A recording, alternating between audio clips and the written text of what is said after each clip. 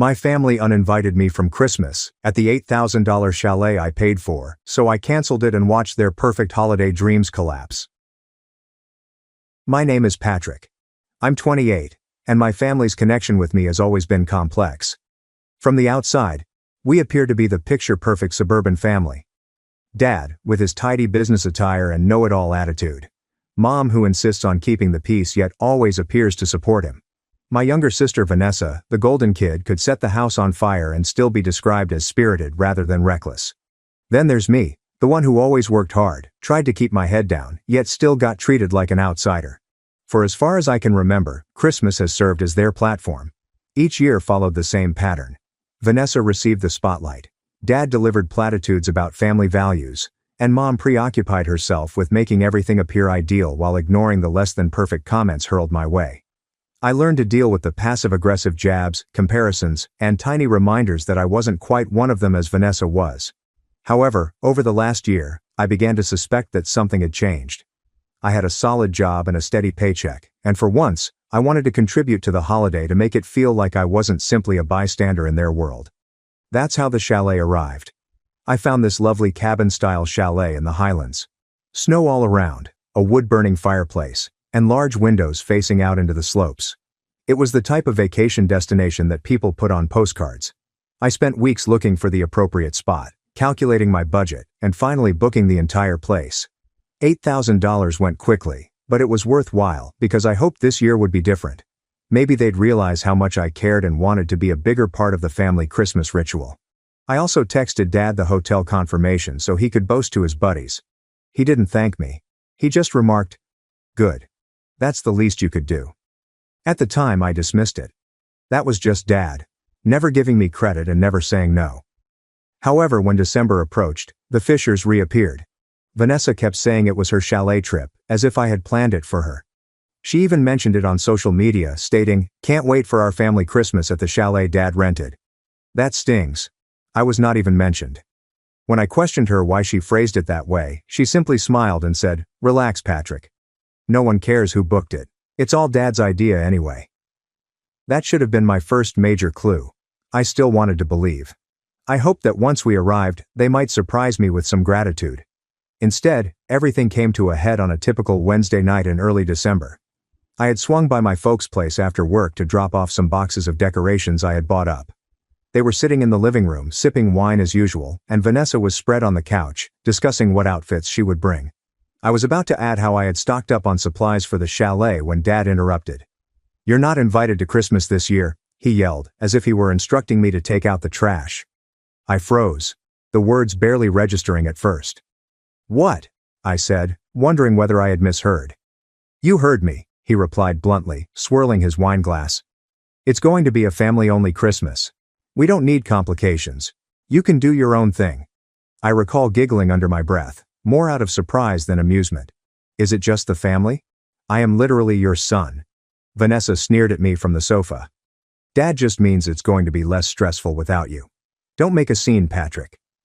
And Mom, sweet, always neutral Mom, just gave me a pitying look, as if I were a stranger looking for a place to stay. "Maybe it's for the best, dear. We want peace this year." I can't put into words how I felt at the time. Yes, it hurts.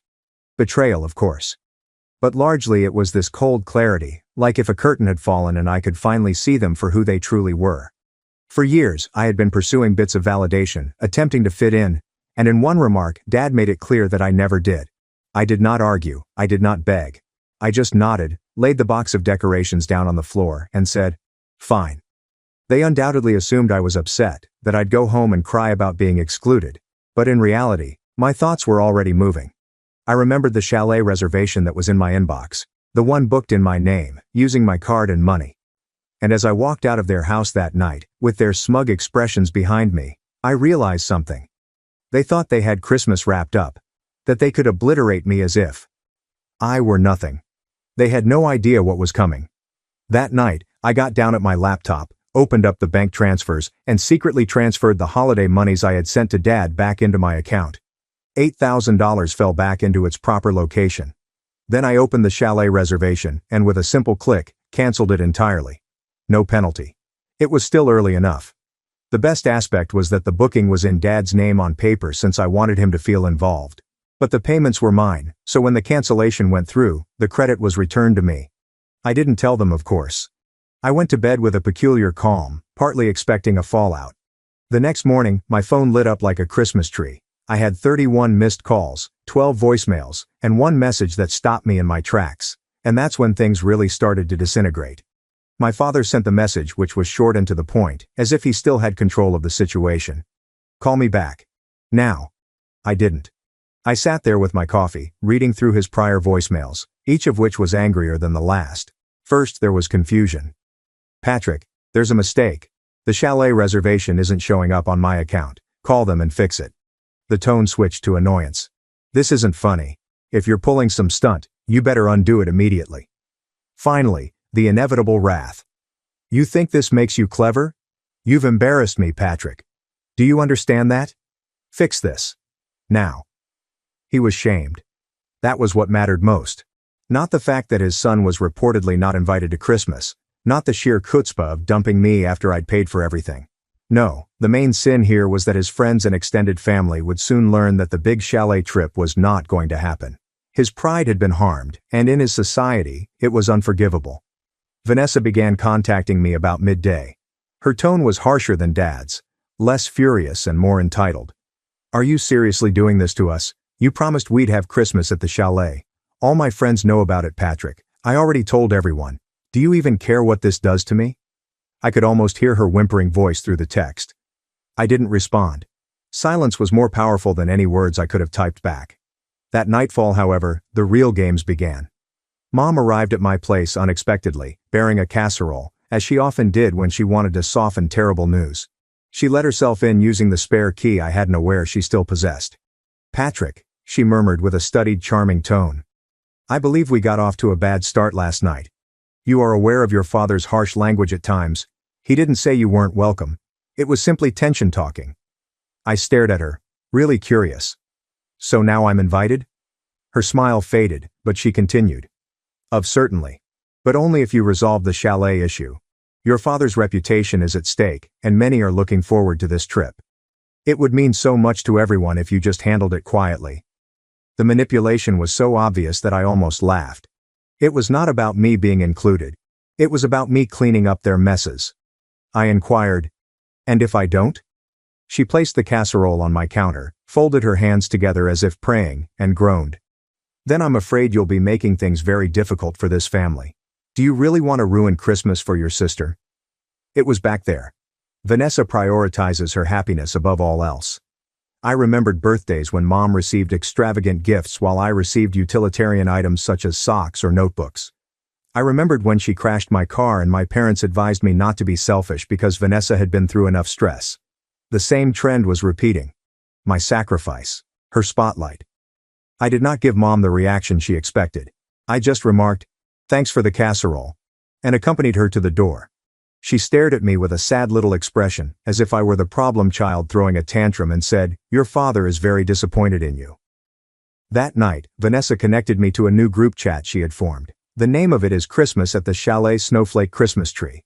The irony almost killed me. She must not have understood I had canceled everything because her messages were full of gushing about ski suits, champagne, and Instagram photographs she'd take by the fireplace.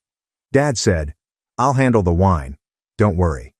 Mom responded emojis. It was as if they were attempting to make me disappear, despite the fact that I was the one who made it possible. Finally, Vanessa tagged me.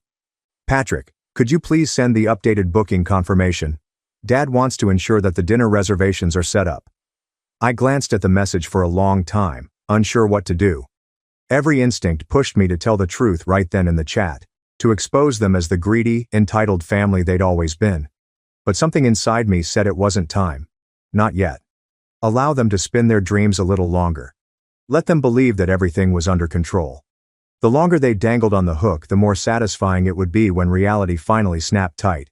The anxiety just increased from there. Over the next week, they began throwing signals to extended family members, boasting about the chalet trip and implying that Vanessa was somehow hosting it. One of my aunts even contacted me, perplexed, saying, "Your sister told me you're not coming this year. That can't be right, can it?"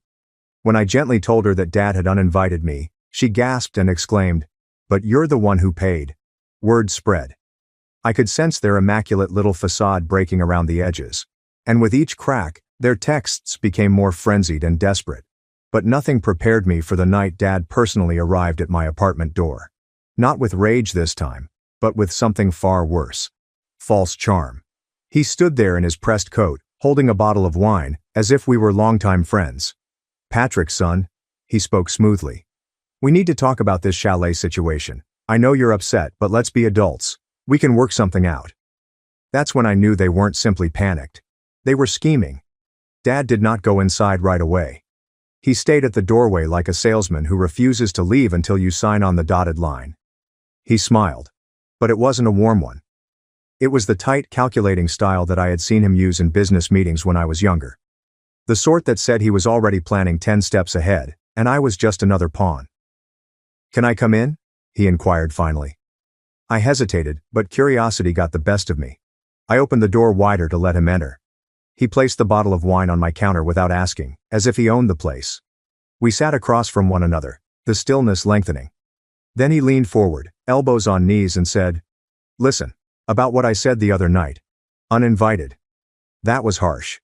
I was frustrated. You know how things get. I did not respond. I just let him continue talking. He shifted in his seat. "Your sister's been under a lot of stress lately. Her job's shaky. She's worried about money, and this chalet trip, well, it's important for her. She wants to impress her friends, keep her reputation intact. You understand, don't you?" There it was, the speech I had been expecting. Vanessa's sentiments are once again the #1 priority.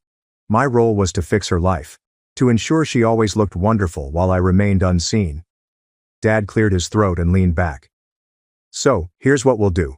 You'll rebook the chalet, use your card again. I know you can afford it, and put it under my name so I can manage things properly. In exchange, we will discuss increasing your involvement in family decisions in the future, as you express a desire to participate." More involved, as if I hadn't been attempting to be a part of things all along, as if belonging to my own family was some sort of reward he could dangle in front of me, if only I paid the price. I held my voice steady. "So let me get this straight. You want me to rebook an $8,000 trip after you told me I wasn't invited, just so Vanessa doesn't get embarrassed?" His smile faltered for a fraction of a second before snapping back into place. "It's not about embarrassment. It's about family unity. You wouldn't want to be responsible for ruining Christmas, would you?" I nearly laughed. Family unity. The phrase seemed absurd coming from him. But I kept quiet, allowing the silence to grow heavier. Dad despised silence. He was continually rushing to fill it. And sure enough, he began talking again. But this time his tone was harsher. "If you refuse, Patrick, you are sending a clear message to your mother, sister, and everyone else that you do not care about them. And if that's the path you want to go..." He hesitated, his eyes narrowing. "Then don't expect us to be there for you when you need us." That was the betrayal, not the words. I had known deep down for years that they would never truly be there for me. It was the coldness behind them, the transactional manner he presented it. For him, family was not about love or fidelity. It was leverage. I swallowed hard and kept my emotions in check. "So you're threatening to cut me off unless I pay for everything again?" Dad leaned back and crossed his arms. "Not a threat, just reality. You're old enough to understand how the world works. Nothing's free." That word shattered something in me. I recalled all the times I'd gone out of my way to aid them. The loans I provided after Dad's investments failed. I spent my weekends mending stuff around their house. Vanessa was lauded for doing the bare minimum, and I had showed unending patience. And here he was, staring me full in the eyes and insisting that none of it mattered unless I opened my wallet again. I'm not sure if he saw the change in my expression, but for the first time that night, I believe he recognized I wasn't going to cave. His phony charm crumbled slightly, and he whispered, "Don't make this harder than it needs to be, Patrick." But the treachery wasn't over. 2 days later I received a call from my bank. "This is a flagged transaction. Someone tried to exploit my account information to make a huge purchase. A reservation deposit for a chalet. And the name on the attempted booking was my father's." That was when the final thread of confidence snapped. When the bank informed me of the attempted booking, my initial emotion was not even anger. It was a strange hollow feeling, as if the floor had gone out from beneath me. I anticipated Dad would try to manipulate me, but I didn't expect him to go so far as to attempt fraud with my personal information. The bank representative politely explained that the transaction was reported because the billing name did not match the account holder. Otherwise, it could have gone through. I thanked them, hung up and sat staring at my phone, stunned. My own father had attempted to steal from me. There was no longer even a slender thread of familial loyalty binding us together. For him, this was about survival. If he couldn't dominate me with words, he'd use money. That night, I did not sleep. I lay in bed, rehashing everything.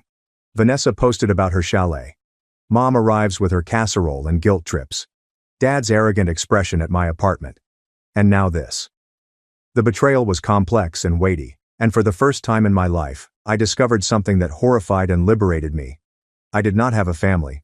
Not really. The following few days were tough. Vanessa went into overdrive on social media, portraying me as the monster. She made a vague remark about selfish people who ruin everything. Of course, all her pals expressed their sorrow. A cousin even texted me personally, asking, "Did you really cancel Christmas?" With that, the story transformed. I wasn't just left out anymore. I was painted as the bad person, the reason the family was breaking apart. Mom texted me message after message imploring me to simply fix this. She said things like, "Your father is under so much stress," and "Vanessa's heartbroken. You know how important this is to her." She never asked how I was doing. She never once acknowledged what they had done to me. At work, I found it difficult to concentrate. I'd be sitting at my desk, spreadsheets open, but my mind would go back to Dad's expression when he said, "Nothing's free." The words resonated like a curse, reminding me that in his world, love came at a cost. My performance slipped. I stayed late to avoid returning home and being alone in the silence. And loneliness struck me hard. Christmas lights were erected throughout the city. Couples walked hand in hand through adorned streets. Kids rubbed their faces to the toy store glass. Everywhere I looked, people were immersed in warmth, laughing, and unity. And me. I had a one-bedroom apartment and a stack of unanswered texts that reminded me how unwelcome I was. I'll admit, there was one night when I nearly broke. I sat with my phone in hand, my thumb lingering over the call Dad button, hoping that if I just apologized and gave in, I'd be able to reunite with my family. But then I remembered the bank call, the fake booking, and the hollow in my chest that felt different. Resolve. That was the turning point. I started tiny. I gathered all of the documents I possessed, including emails showing the chalet was booked in my name, the cancellation reimbursement, and the bank's highlighted fraud notification. I backed up Vanessa's posts, her texts demanding that I solve things, and Dad's frightening voicemail. For the first time, I stopped reacting emotionally and began viewing the issue as a chess game. Every move they made, I countered. I did not inform them what I was doing. On the surface, I remained calm. I stopped answering calls, ignored the guilt-ridden texts, and let them think I was pouting in shame. Meanwhile, I was building something stronger, something they wouldn't expect. But before I could put my plan into action, they managed to push me lower. One evening, approximately a week before Christmas, I arrived home to find an envelope nailed to my door. The letter was typed, cold, and formal. It was from Dad, albeit signed. In it, Dad stated that I would no longer be welcome at family events unless I learnt to respect their sacrifices for me. He stated that Vanessa deserved the chalet since she had demonstrated her loyalty, but I had just caused friction and disgrace. And the final line, I'll never forget it. "Patrick, you're not needed in this family. Consider this a warning." I sat on the floor of my apartment, letter in hand, staring at the words until they became blurry. That was the bottom. The type of anguish that settles deep within your chest and refuses to move. But, even in that abyss, something within me altered again. The youngster who had always sought their praise had bent himself to fit their pattern. That boy was gone. What remained was quieter, crisper, and more intentional. I was not going to struggle for their affection anymore. I was going to make sure they knew how it felt to lose what they believed they controlled. And so, in the solitude of that vacant flat, I started to plot. Something inside me came into focus after receiving that letter. It seemed like I'd spent my entire life hoping for a nod of approval that would never come. I immediately realized I didn't need it anymore. Instead of crushing me, their words, "You are not needed in this family," provided me with an unusual sense of liberation. If I was not needed, I owed them nothing.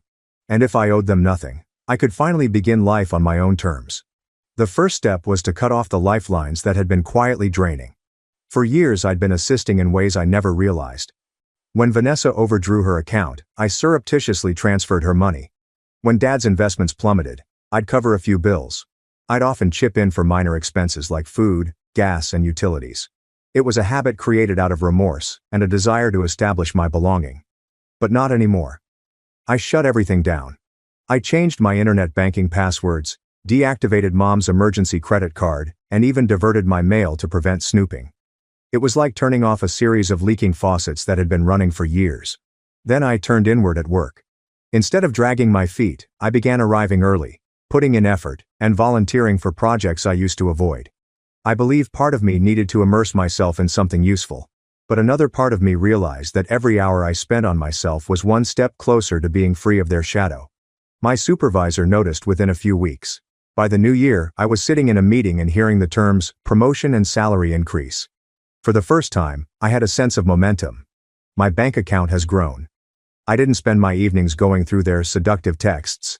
I removed them all. Instead, I started going to the gym after work, which I had put off for years. The weights, the perspiration, and the slow but steady progress. It all became a ritual. My body grew stronger, and my confidence improved. I wasn't the same person who sat on the floor clutching that letter anymore. The transformation spread to other aspects of my life. I reconnected with old pals that I had separated myself from since my family did not like them. Julian, a college buddy, had his own little marketing agency and invited me to help with some freelancing work. What began as a side project suddenly grew into a significant source of revenue. Julian even quipped, "Man, you've been hiding your skills for too long. If your family doesn't appreciate you, don't worry, other people will." Those words remained. For so long, I had judged my worth according to their norms. But outside of their bubble, I was regarded, respected, and even admired. And this is where the actual power shift started. Remember all the paperwork I had secretly gathered? The chalet receipts, Vanessa's posts, a bank fraud notice, and Dad's voicemail. I started fitting them together like puzzle pieces, not out of spite at first, but to assure myself that I wasn't crazy. The evidence was plainly there. They had attempted to delete, distort, and steal from me. And I had proof. The longer I looked at it, the clearer it got. If I desired retribution, it wouldn't be through ranting or emotional outbursts. It would require precision, patience, and allowing them to dig their own hole as I stood at the perimeter with the spotlight. Meanwhile, life outside their orbit only became brighter. Julian connected me to contacts who opened possibilities I had never imagined. New contracts, larger clientele, and more money than I'd ever made before. I moved into a larger apartment with floor-to-ceiling windows viewing the metropolitan skyline. Every night, I'd stand there, glass of wine in hand, gazing at the glittering lights on the horizon and thinking, this is mine. Not theirs. Mine. It was not about money or status. It was about finally creating something they couldn't touch, claim credit for, or take away. And each step forward stoked my fire, now one of determination rather than desperation. They were still sending messages, of course. Vanessa attempted the guilt trip. "You're wrecking everything. Why are you doing this to us?" Dad issued veiled threats about destroying bridges. Mom played the martyr, writing things like, "I lie awake at night worried about you." But where those words used to wound, they now only scratched me. I did not even respond. Silence became my most effective weapon. Because deep inside, I knew something others did not. They had already released their grip on me. They would soon lose much more than that. But I wasn't about to rush it. I was going to let time and success do the work. Allow them to become comfortable in their illusions. Because when the time came to strike back, it would not only be satisfying, but also indisputable. And then one afternoon, I discovered something that altered everything, something that transformed all of my quiet planning into an obvious, direct path to vengeance. The opportunity arose on an ordinary Tuesday, the type of day where nothing stands out until something changes beneath the surface. I was in Julian's office, helping him prepare a presentation for a new client. While he took a call, I glanced through my inbox and saw a message from my aunt. The same one who had contacted me puzzled about the chalet weeks before. She differed from the rest of the family. Not flawless, but less cruel and more attentive. The subject line read, "Thought you should see this." A PDF was attached, containing a scanned copy of an email chain between my father and other extended family. My heart raced as I read. Dad had indicated that Vanessa would be covering Christmas expenses this year. She stood up as the responsible one, and Patrick has decided he cannot contribute. He's humiliated, therefore we shouldn't bring it up in front of him. My stomach twisted. Responsible one. Vanessa had not even contributed a penny. Dad was reworking the story to make me look like a failure. Worse, he was instilling the notion that I couldn't afford goods, that I was somehow beneath them. But as nauseous as it made me, the email was invaluable.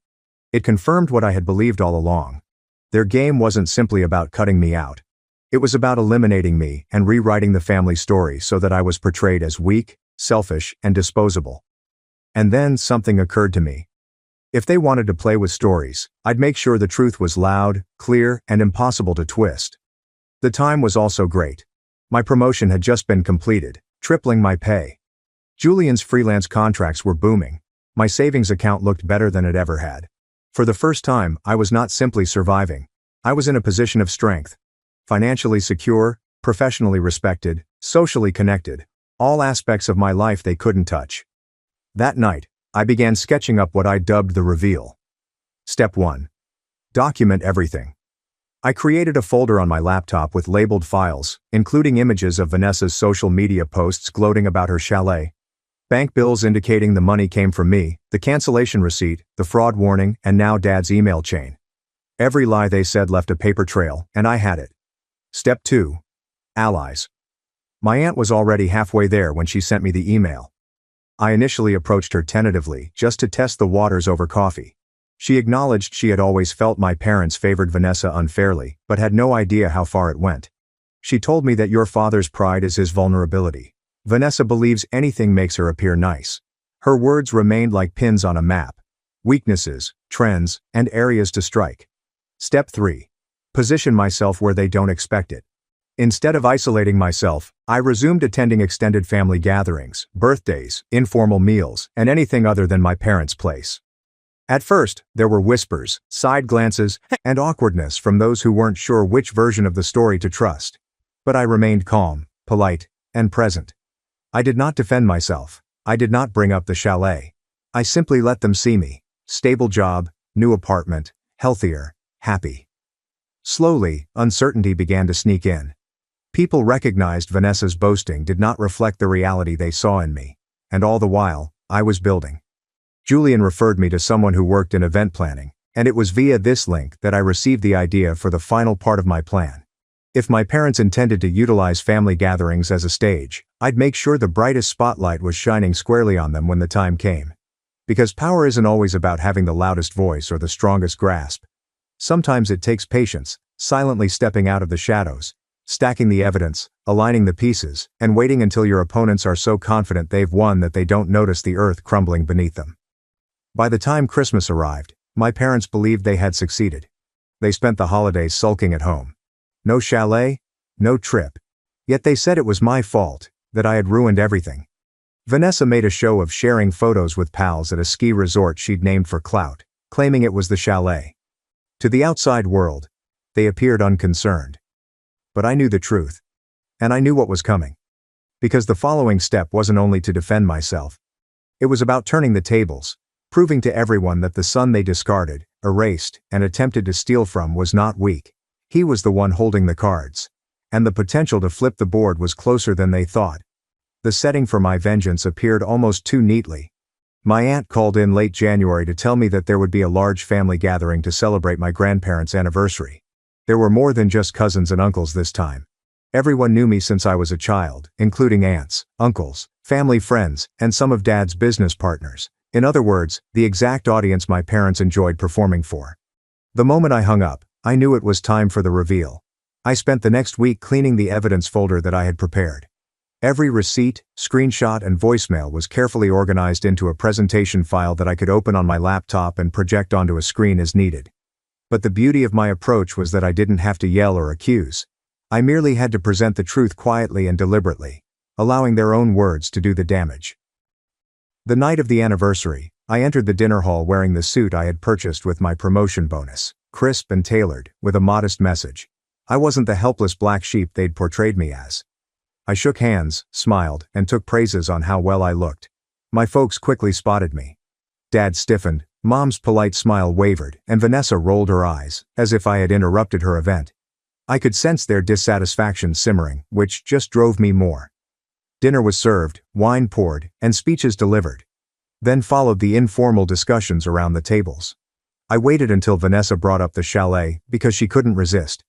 She laughed loudly, telling a cousin. It was such a disaster because Patrick bailed at the last minute. Honestly, Dad and I had to scramble to make Christmas decent, but you know, some people just can't handle responsibility. Her words were bait, and I took them. I laid down my drink calmly and replied. That's interesting, Vanessa. Because from where I sit, it looked a little different.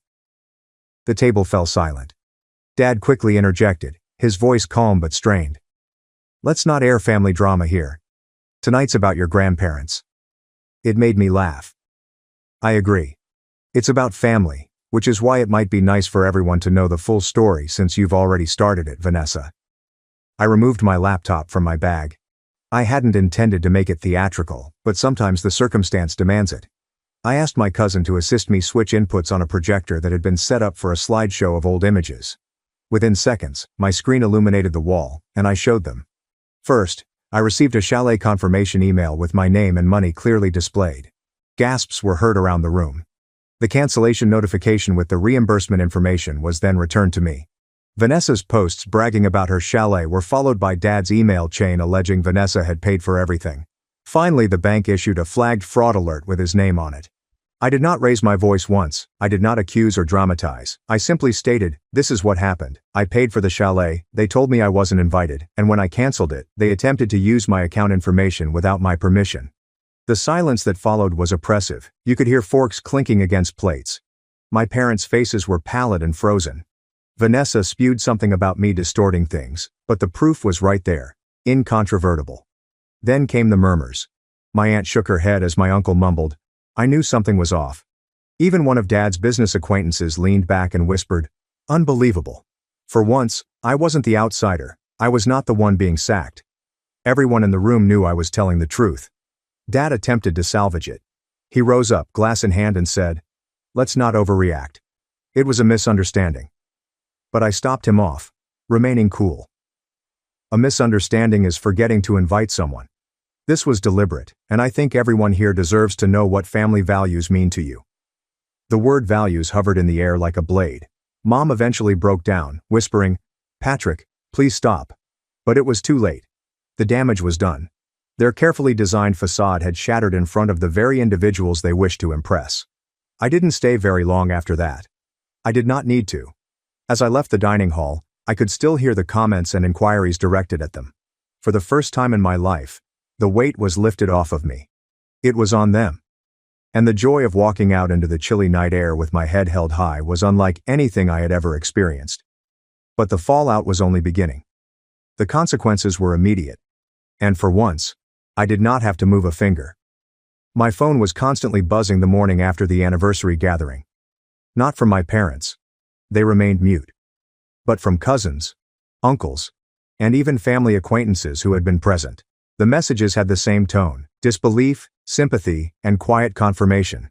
I can't believe they treated you like that. You were correct to show everyone. You are invited to spend the holidays with us instead. Word spread immediately.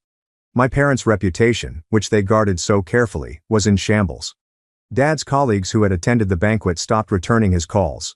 A business contact of his, who had overheard the entire chalet disaster, quit a collaboration over worries about ethics. For a man who lived by appearances, it was like seeing his empire disintegrate. Vanessa attempted damage management on social media by posting cryptic claims about poisonous siblings and jealousy, but no one bought it. Screenshots of her original gloating posts had already spread across the family. Every attempt she made to portray herself as a victim simply pushed her deeper. Friends that she had worked so hard to impress unfollowed her. Her small circle of admirers shrank suddenly. And Mom retreated totally. For years she was the peacemaker, smoothing over Dad's rants and Vanessa's entitlement. But after that night, no one was listening to her, let's just move on comments. People interpreted her silence as complicity. I remained quiet. I didn't have to brag. I did not need to say anything. Silence, which I had once despised, had become my most effective weapon. Weeks passed and the distance increased. No more calls, guilt trips, or letters nailed to my door. It was as if they recognized they had no more leverage. And the best part? I didn't miss them. For the first time in my life, I felt light. I had a job, friends, and was becoming more independent. I had peace. Then, one afternoon in March, I saw my aunt again in a cafe. She informed me that Dad tried to throw a dinner to clear the air, but few people turned up. The family was no longer interested in playing along with his vision of reality. "You don't realize it yet," she explained, smiling. "But you won. Not just against them, but against the hold they had on you." That night, I went home, stood by my apartment's window, and looked out at the city lights. For years I'd begged to sit at their table, bent myself to suit their shape, and carried the weight of their approbation like a burden I couldn't bear. But I didn't need it anymore. I had created something stronger that they couldn't change or take away. Their chalet vacation had failed. Their reputation had crumbled. Their grip on me was gone. As I moved away from the glass, a smile pulled on my lips.